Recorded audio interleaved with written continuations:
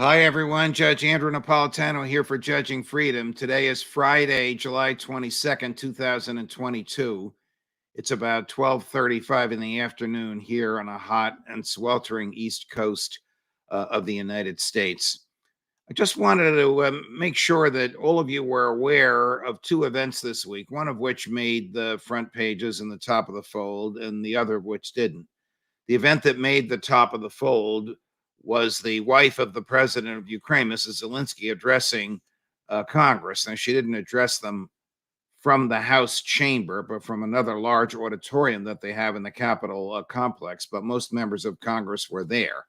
And she wasn't there to shake people's hands or glad hand with them or pat them on the back. She was there to ask for guns and weapons and ammunition. This happened on Thursday of this week. The day before, the Secretary of the Air Force, Frank Kendall, and the Air Force Chief of Staff, General Charles Brown, this is the one that did not make headlines, spoke at a security conference in Washington, D.C., at which they both said, in effect, we're willing to think about giving the Ukraine military whatever they want. And the hint was that we would be sending American fighter jets there with American pilots, not to fly the fighter jets, but to teach the Ukraine pilots how to use them. This is not something that can be done overnight.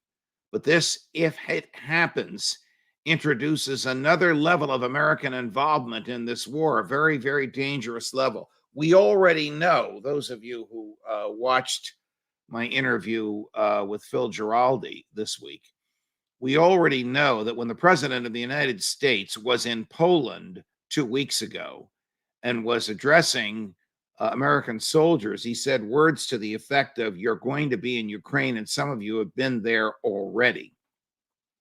They probably have been there without uniforms on. If they were there with uniforms on, I think the press would have gotten wind of it. But without uniforms on, of course, is extremely dangerous to them because they lose the protection of the Geneva Conventions. If you don't have a uniform on with a recognizable insignia on the shoulder, identifying you as a member of the military of a sovereign nation, you lose the protection of the Geneva Convention and you can be executed summarily, that is, without a trial, as a spy. We know that that has happened.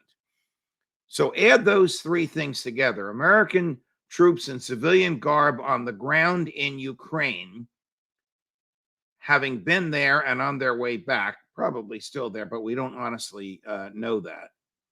The wife of the president is here, not to schmooze and wine and dine, but to say we need ammo and we need it now, the wife of the Ukrainian president.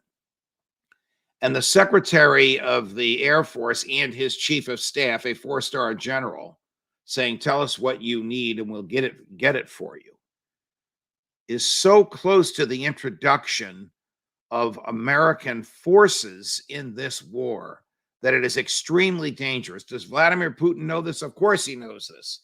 This afternoon at 3:30, I'll be talking to Jack Devine. A lot of you don't like Jack because he's a quintessential CIA guy. All right, he's a friend of mine. He tells me things that you can't learn from the news. He'll be telling you things that you can't learn from the news. But I'm going to ask him, doesn't Vladimir Putin know this?